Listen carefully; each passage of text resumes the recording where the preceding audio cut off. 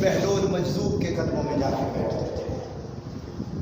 इल्म में आला मुकाम, मगर उन्हें मालूम था कि फकत इल्म बंदे को शरीयत की खबर तो दे सकता है, शरीयत वाले की खबर नहीं दे सकता। शरीयत वाले की खबर वली देते हैं, और वो हजरत इमाम आजम अबू हनीफा बहलोल मजजूब के कदमों में जाके बैठते थे। वो कौन मजजूब, बहलोल मजजूब का मुकाम क्या था? खलीफा हारून रशीद की बात याद आ गई। खलीफा हारून रशीद, उसकी ज़ौजा दरियाए दजला के किनारे सफर कर रही थी। अचानक बहलोल मजजूब में नजर पड़ गई अचानक। तो चली गई पास, देखा कि मिट्टी के घरौंदे पांव रख के ना, पांव रेत में, तो घरौंदे बना रहे हैं बहलोल मजजूब। कहा, पूछा, खलीफा हारून रशीद की वाइफ ने पूछा, ए बहलोल मजजूब क्या कर रहे हो? जवाब दिया, मैं जन्नत में घर बना रहा हूं। क्या कहा? मैं जन्नत में घर बना रहा हूं। उन्होंने कहा, कितने का देते हो जन्नत में घर? फरमाया, 10 दिरहम का। 10 दिरहम का देता हूं। अच्छा, ये लो 10 दिरहम। आपने घर बनाया, पांव रख के घरौंदा बनाया, गिरा दिया। फरमाया, जाओ जुबैदा खातून, जाओ, चली जाओ, अल्लाह ने तुम्हें जन्नत में घर अलाट कर दिया है। घर पहुंची, जाके ये बात सारी खलीफा हारून रशीद को बताई कि आज बहलोल मजजूब से मैं जन्नत में अपना घर ले आई। उन्होंने मजाक उड़ाया कि इस तरह जन्नत में घर मिलते, ये क्या हुई बात? लो जी, रात सोने का वक्त आ गया, सो गए। जब सो गए तो खलीफा हारून रशीद ने देखा कि जन्नत आंखों के सामने है। जन्नत आंखों के सामने है, सामने घर है, घर के ऊपर जुबैदा खातून का नाम भी लिखा हुआ है। घर में दाखिल होने लगा, फरिश्तों ने कहा, हारून रशीद, ये तुम्हारा घर नहीं है, ये जुबैदा खातून का है, वही इसके अंदर दाखिल होगी। ये तुम्हारा अपना मुल्क नहीं है, वहां तुम उसके कमरे में जा सकते हो, यहां वही जाएगा जिसको बहलोल मजजूब घर जन्नत में अलाट कर देगा। सुबह उठा खलीफा हारून रशीद, दरियाए दजला के किनारे पहुंचा। दरियाए दजला के किनारे पहुंचकर अर्ज करने लगा, बहलोल मजजूब, जिस तरह कल मेरी बीवी को जन्नत में घर अलाट कर दिया है, वैसे आज मुझे भी अलाट कर दे। कितने का दोगे? कहा, 10,000 दिनार का। कितने का? 10,000 दिनार का दूंगा। उन्होंने कहा, ये तो पाकिस्तान थोड़ी है, इतनी महंगाई एक दिन में, ये कैसे हो गया? उन्होंने कहा, जो बिन देखे लेके जाते हैं वो सस्ते सौदे होते हैं, जो देख के आए फिर उन्हें सस्ते नहीं महंगे मिला करते हैं। 10,000 दिनार दिए, घर जन्नत में अलाट कर दिया। ये बहलोल मजजूब इमाम आजम अबू हनीफा, इमाम आजम कभी न बनते अगर बहलोल मजजूब के कदमों में जाके न बैठते।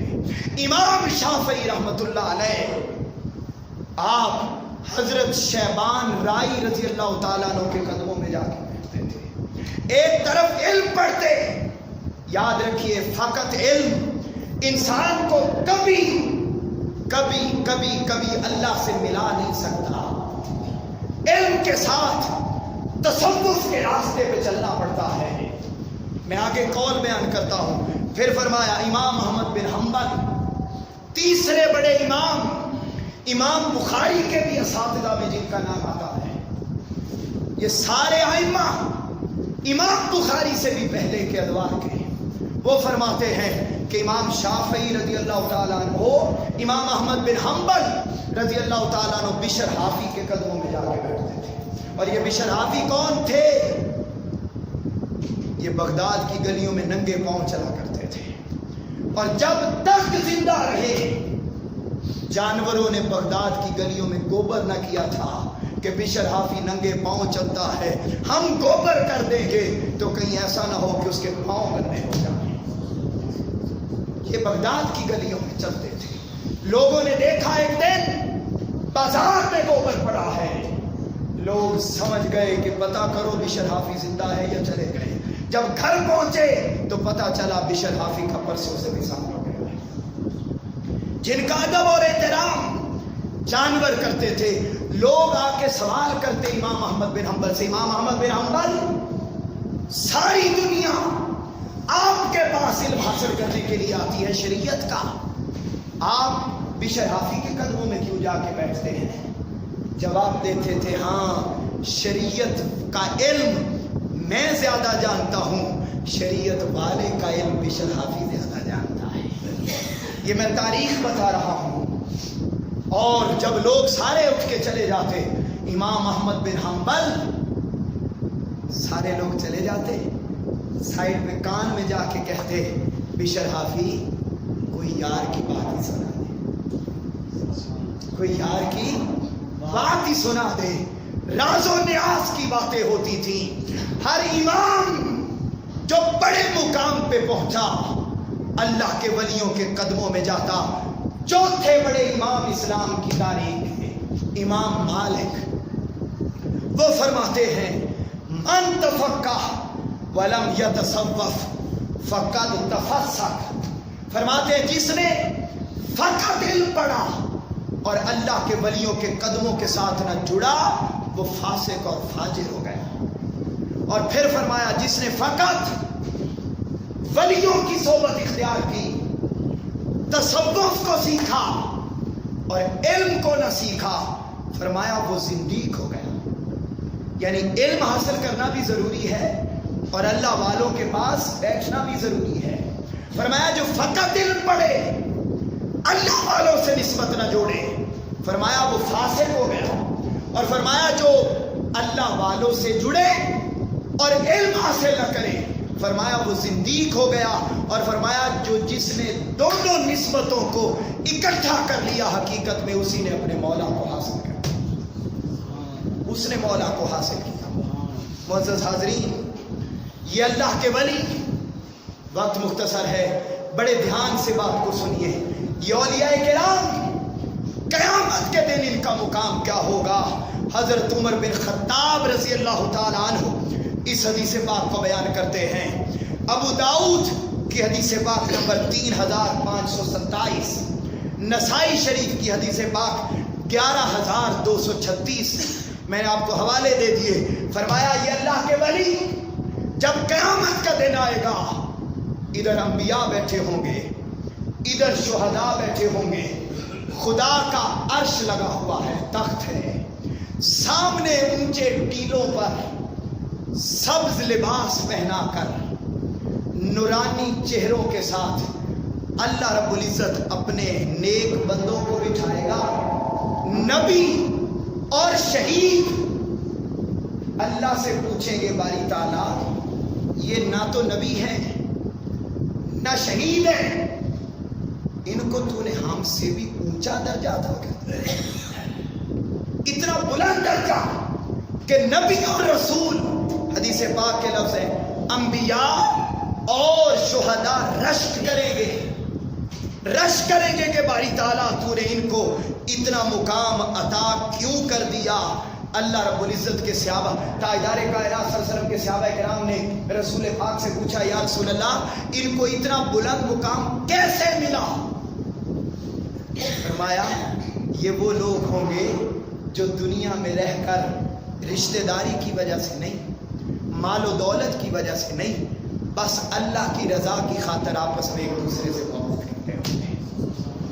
ہم اللہ کے ولیوں کے پاس کسی دنیاوی غرض کے لیے نہیں جاتے، کسی مال و دولت کی طلب کے لیے نہیں جاتے، ہم تو صرف اس لیے جاتے ہیں اذا رؤوا ذکر اللہ، جب ان کے چہروں پہ نظر پڑتی ہے تو ہمیں خود خدا یاد آ جاتا ہے، یاد آ جاتا ہے۔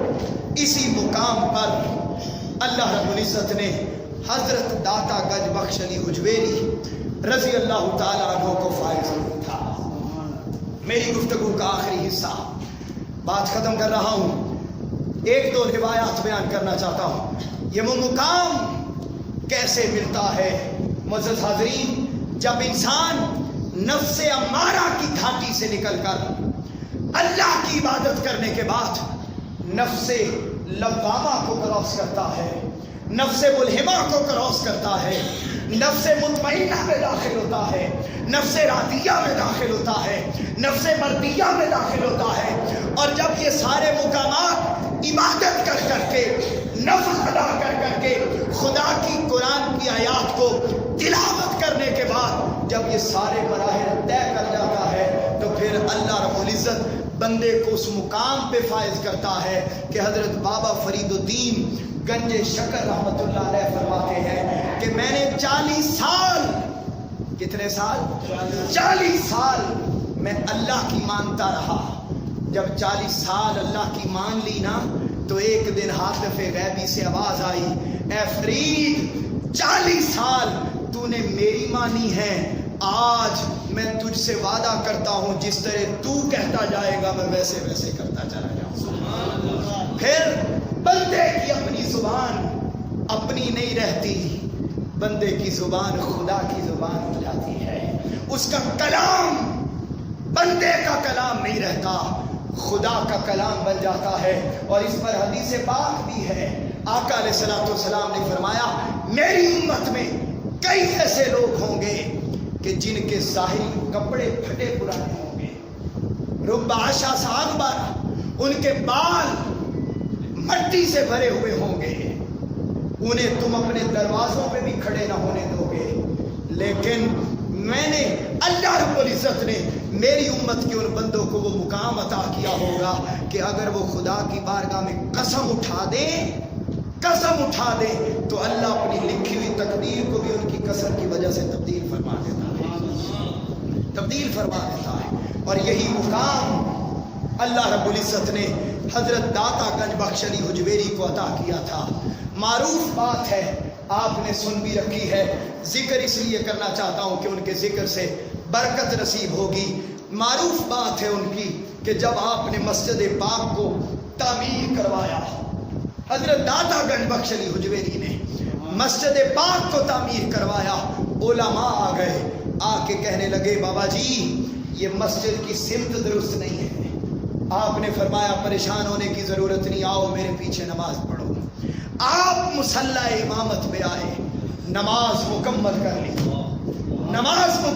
لی. نماز مکمل کرنے کے بعد سب لوگ نگاہیں نیچی کر کے بیٹھے ہیں، سلام پھیرنے کے بعد ورد وظائف کر رہے ہیں. آپ مخاطب ہوئے، آپ نے فرمایا نگاہیں نیچی کر کے بیٹھنے والوں ذرا نگاہیں اونچی تو کرو، سامنے تو دیکھو. خدا کی عزت کی قسم بیان کیا جاتا ہے کہ جیسے ہی سب نے نگاہیں اٹھا کے دیکھا، وہ علماء جو اعتراض کرتے تھے داتا گنج بخش علی حجویری پر، اعتراض کرتے تھے کہ جناب مسجد کی سمت درست نہیں ہے، جب نگاہ اٹھا کے دیکھا تو اللہ نے حجابات ہٹا دیے، خانہ کعبہ سب کی آنکھوں کے سامنے دکھائی. معافی مانگی سب نے. یہ پہلی کرامت تھی جو اللہ رب العزت نے حضرت داتا گنج بخش علی حجویری کو عطا کی تھی. پھر وہ خاتون کہ ایک روز آپ گھر میں موجود تھے، آج اولیاء کا تذکرہ ختم ہو گیا، دل خدا کی عزت کی قسم مال و دولت کی محبت سے لبریز ہو گئے ہیں، اللہ کے نیک بندوں کی محبت میں تنازعات شروع ہو گئے. دلوں سے، جسموں سے، روحوں سے ان کا پاک ذکر ختم ہو گیا. خدا کی قسم حدیث پاک ہے، میں نے پچھلے جمعہ بھی بیان کی تھی، حدیث پاک ہے، تاجدار کائنات نے فرمایا میری امت کے نیک بندے اللہ کے ذکر کی چابیاں ہوتے ہیں. زنگ آلود دلوں کو اللہ زنگ سے خالی کر دیتا ہے جب بندہ اللہ والوں کی مجلس میں جا کے بیٹھنا شروع کر دیتا ہے. حضرت داتا گنج بخش علی حجویری اپنے گھر میں موجود ہیں، خاتون گزرتی ہے، دودھ لے کے جا رہی ہے. پوچھا خاتون کہاں دودھ لے کے جا رہی ہو؟ عرض کیا فلاں ایک جوگی ہے، اس کے پاس اس کو دودھ دینے جاتی ہوں، اگر اس کو دودھ نہ دیا جائے تو ہمارے جانوروں کے تھنوں سے دودھ خون نکلتا ہے. آپ نے فرمایا خاتون آج دودھ مجھے دے دو، گھر چلی جاؤ، یہ کام نہیں ہوگا، خون نہیں آئے گا. کیا کیا؟ خاتون کو یقین تھا، دودھ پیش کر دیا، گھر پہنچی، جا کے دودھ دونا شروع کیا، گھر کے سارے برتن بھر گئے، دودھ ابھی بھی اسی طرح جانور کے تھنوں میں باقی ہے. جب گئی پھر دودھ لے کے برتن لے کے آ گئی، حضرت داتا گنج بخش علی حجویری کے قدموں میں آ کر سارا واقعہ سنا دیا، ساری بات سنا دی اور کہا کہ حضور آج یہ معاملہ پیش آیا، میرے تو سارے برتن بھی بھر گئے مگر دودھ ابھی تک ختم نہیں ہوا۔ آپ نے فرمایا اب آج کے بعد کبھی ختم نہ ہوگا۔ یہ بات ہر طرف پھیلنے لگ گئی۔ سارے جوگی، سارے دودھ دینے والے گوالے وہ جوگی کی بجائے برکت کے لیے داتا گنج بخش علی حجویری کے پاس آ کے دودھ دینا شروع کر دیا۔ جب یہ بات جوگی تک پہنچی، اس نے ایک بندہ بھیجا، وہ واپس پلٹ کے نہ گیا، وہ بھی آپ کا مرید ہو گیا۔ دوسرا بھیجا، وہ بھی آ کے آپ کا مرید ہو گیا۔ بھیجا تھا انویسٹیگیشن کے لیے کہ پتہ کرو یہ سارے گوالے کہاں جا رہے ہیں، دودھ ہمارے پاس کیوں نہیں پہنچتا۔ یہ بڑی معروف کرامت ہے آپ کی۔ اب کیا ہوا، لوگ سارے وہاں جانا شروع ہو گئے۔ جوگی نے جب سارے اپنے نمائندے بھیج دیے، کوئی واپس پلٹ کے نہ آیا۔ بعد میں خود اٹھا آ گیا حضرت داتا گنج بخش علی حجویری کی بارگاہ میں، آ کر عرض کرنے لگا، کہنے لگا کہ بابا جان آپ کے پاس کیا کرامتیں ہیں، کیا طاقت ہے آپ کی۔ آپ نے فرمایا میں اپنی کرامت بعد میں دکھاؤں گا، پہلے تم دکھاؤ تم کیا چیز ہو۔ حضرت داتا گنج بخش علی حجویری کی آنکھوں کے سامنے ہوا میں اڑنے لگ گیا۔ آپ نے اپنے جوتوں کو حکم دیا، داتا گنج بخش علی حجویری نے اپنے جوتوں کو حکم دیا، جاؤ جوگی ہوا میں اڑ رہا ہے اسے واپس پلٹ کے لے آؤ۔ جوتے اڑے، اس کے جا سر میں لگے اور واپس آیا، واپس آ کے کلمہ پڑھ کے وہی جوگی مرید ہو گیا اور مصطفیٰ کا غلام بن گیا۔ معزز حاضرین، یہ تو دنیا میں بھی دل اور روح پر قابض ہو جاتے ہیں اور اللہ کی محبت عنایت کر دی جاتی ہے۔ ایمان تازہ کرو۔ آخری جملے اور حدیث پاک سنن ابن ماجہ کی حدیث پاک کا نمبر 60، کتاب الایمان۔ اللہ والوں کے نسبت سے کیا فائدہ ہوتا ہے۔ حضرت ابو سعید خدری رضی اللہ تعالیٰ عنہ فرماتے ہیں کہ جب قیامت کا دن آئے گا، اللہ رب العزت ولیوں کو حکم دے گا، اللہ والو میرے بندو جاؤ جنت میں چلے جاؤ، جنت میں چلے جاؤ۔ وہ جنت کے دروازے پہ جا کے کھڑے ہو جائیں گے۔ یہ حدیث پاک نمبر بتا دیا، جنت کے دروازے پہ کھڑے ہو جائیں گے۔ اللہ پوچھے گا میرے بندو جنت میں کیوں نہیں جاتے، کیا وجہ ہے؟ وہ عرض کریں گے باری تعالیٰ ہمیں تو نے جنت دے دی، زندگی میں کچھ لوگ تھے، قال یقولون ربنا اخواننا کان یصلون معنا کان یصومون معنا فادخلتهم النار۔ باری تعالیٰ ہمارے کچھ دوست بھائی ہیں، ہمارے کچھ ماننے والے ہیں، اپنے کم عملوں کے باعث وہ دوزخ میں چلے گئے ہیں، مگر دنیا میں رہ کر ہمارے ساتھ نماز پڑھتے تھے، دنیا میں ہمارے ساتھ رہ کر روزے رکھتے تھے، اعتکاف بیٹھتے تھے، اللہ اللہ کرتے تھے۔ باری تعالیٰ وہ دوزخ میں ہیں، ہم جنت میں نہیں جائیں گے۔ اور حدیث پاک میں آتا ہے وہ اللہ سے جھگڑا کریں گے کہ باری تعالیٰ یہ کیسے ہو گیا، ہم جنت جائیں اور ہمیں ماننے والے دوزخ میں چلے گئے۔ اللہ فرمائے گا اذهبوا، اے میرے بندو جاؤ، فاخرجوا من عرفتم منہم، جاؤ دوزخ میں جنہیں پہچانتے ہو، جو لوگ دنیا میں آپ کی صحبت اور سنگت میں بیٹھتے تھے، آپ کی نسبت میں بیٹھتے تھے، آپ کی دوستی میں بیٹھتے تھے، آپ کی زیارت کرنے کے لیے آتے تھے، جاؤ انہیں پہچان کر دوزخ سے نکال کے اپنے ساتھ جنت میں لے جاؤ، جنت میں لے جاؤ۔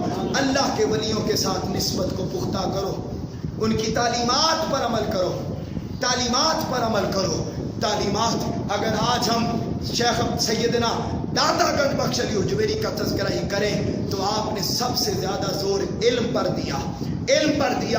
آپ نے فرمایا علم کے بغیر کوئی ولی نہیں ہوتا، علم کے بغیر کوئی خدا کے مقام کو نہیں پاتا۔ علم سے محبت کرو، عمل سے محبت کرو، اخلاق اپناؤ، اسی میں دنیا بھی ملتی ہے، قبر بھی ملتی ہے، آخرت میں مصطفیٰ کریم کی شفاعت بھی نصیب ہوتی ہے۔ اللہ رب العزت ہمیں عمل کی توفیق عطا فرمائے۔ وما علینا الا البلاغ۔